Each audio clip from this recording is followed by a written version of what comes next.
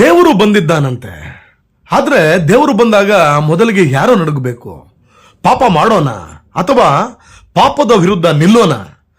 ತುರುವೇಕೆರೆ ಒಂದು ದೇವಸ್ಥಾನ, ಒಂದು ನವದಂಪತಿ ಮದುವೆಯ ಮಾಂಗಲ್ಯ ಇನ್ನೂ ಒಣಗಿಲ್ಲ.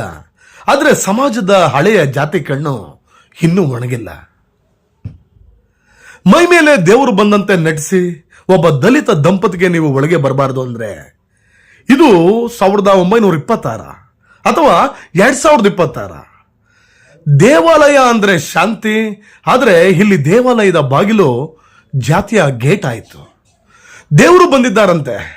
ದೇವರು ಬಂದ್ರೆ ಯಾರನ್ನಾದರೂ ತಳ್ಳುತ್ತಾನ ಅಥವಾ ಎಲ್ಲರನ್ನೂ ಹಪ್ಪಿಕೊಳ್ಳುತ್ತಾನ?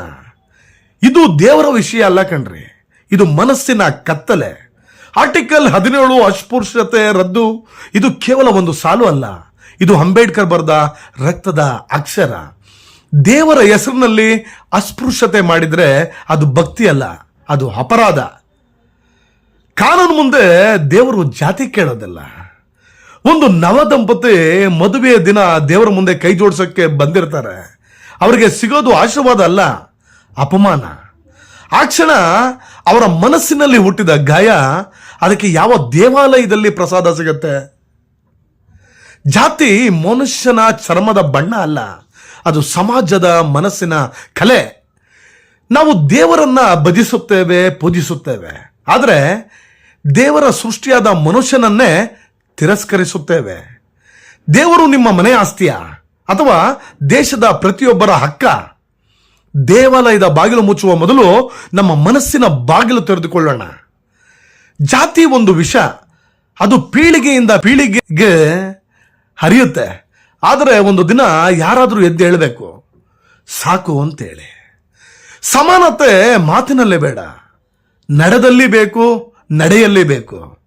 ದೇವರು ಇದ್ರೆ ಅವನು ಮೊದಲಿಗೆ ಜಾತಿ ನೋಡೋದಿಲ್ಲ, ನಾವು ನೋಡ್ತೀವಿ. ಹೀಗಾದ್ರೆ ಪ್ರಶ್ನೆ ಒಂದೇ, ನಾವು ದೇವರನ್ನ ನಂಬ್ತೀವ ಅಥವಾ ಜಾತಿಯನ್ನ ನಂಬ್ತೀವ? ದೇವರು ಯಾರದ್ದು? ಒಬ್ಬರ ಮನೆ ಆಸ್ತಿಯೇ ಅಥವಾ ಈ ದೇಶದ ಪ್ರತಿಯೊಬ್ಬ ನಾಗರಿಕನ ಹಕ್ಕೆ? ಮೈ ಮೇಲೆ ದೇವರು ಬಂದಂತೆ ನಡೆಸಿ ಒಂದು ದಲಿತ ನವದಂಪತಿಗೆ ದೇವಸ್ಥಾನ ಪ್ರವೇಶ ನಿರಾಕರಿಸಿದ ಘಟನೆ ಇದು ಕೇವಲ ಒಂದು ಘಟನೆ ಅಲ್ಲ, ಇದು ನಮ್ಮ ಸಮಾಜದ ಮನಸ್ಥಿತಿಗೆ ಕನ್ನಡಿಯಾಗಿದೆ. ಸಂವಿಧಾನ ಹೇಳ್ತದೆ ಎಲ್ಲರೂ ಸಮಾನರು, ಆಮೇಲೆ ನಿಜವಾದ ಸ್ಥಿತಿ ಏನು? ಇದು ಕೇವಲ ತುರುವೇಕೆರೆಯ ವಿಷಯ ಅಲ್ಲ, ಇದು ನಮ್ಮ ಮನಸ್ಸಿನೊಳಗೆ ಅಸ್ಪೃಶ್ಯತೆಯ ಪ್ರಶ್ನೆ. ಆರ್ಟಿಕಲ್ 14 ಸಮಾನತೆ ಹಕ್ಕು, ಆರ್ಟಿಕಲ್ 15 ಜಾತಿ ಆಧಾರಿತ ಭೇದ ಭಾವ ನಿಷೇಧ, ಆರ್ಟಿಕಲ್ 17 ಅಸ್ಪೃಶ್ಯತೆ ರದ್ದು. ಅಸ್ಪೃಶ್ಯತೆ ಒಂದು ಅಪರಾಧ, ಇದು ಕೇವಲ ತಪ್ಪು ಮನೋಭಾವ ಅಲ್ಲ, ಇದು ಕಾನೂನು ವಿರುದ್ಧ ಕೃತ್ಯ. ದೇವರು ಯಾರನ್ನ ಬೇರ್ಪಡಿಸೋದಿಲ್ಲ, ಆದ್ರೆ ದೇವರ ಹೆಸರಿನಲ್ಲಿ ನಾವು ಮನುಷ್ಯರನ್ನ ಬೇರ್ಪಡಿಸುತ್ತಿದ್ದೇವೆ. ದೇವಾಲಯ ಶಾಂತಿ ಮತ್ತು ಸಮಾನತೆಯ ಸ್ಥಳ ಆಗಿರಬೇಕು. ನವದಂಪತಿಗಳ ಹೃದಯದಲ್ಲಿ ಯಾವ ನೋವು ಹುಟ್ಟಿರಬಹುದು? ಮದುವೆಯ ದಿನದಲ್ಲಿ ಅನುಭವಿಸಬೇಕಾದ ಸಂತೋಷದ ಬದಲು ಅಪಮಾನವೇ ಎದುರಾಯಿತು. ಇದಕ್ಕೆ ಗ್ರಾಮ ಮಟ್ಟದಲ್ಲಿ ಜಾಗೃತಿ ಸಭೆಗಳಾಗಬೇಕು. ದೇವಸ್ಥಾನದ ಸಮಿತಿಗಳ ಜವಾಬ್ದಾರಿ ಅಚ್ಚುಕಟ್ಟಾಗಿರಬೇಕು. ಯುವಕರ ಪಾತ್ರ ಬದಲಾವಣೆ ತರಲು ಬಹಳಷ್ಟು ಪ್ರಾಮುಖ್ಯತೆಯನ್ನು ವಹಿಸುತ್ತದೆ. ಶಾಲೆಗಳಲ್ಲಿ ಸಂವಿಧಾನ ಮೌಲ್ಯಗಳ ಪಾಠವನ್ನ ಹೇಳ್ಕೊಡ್ಬೇಕು.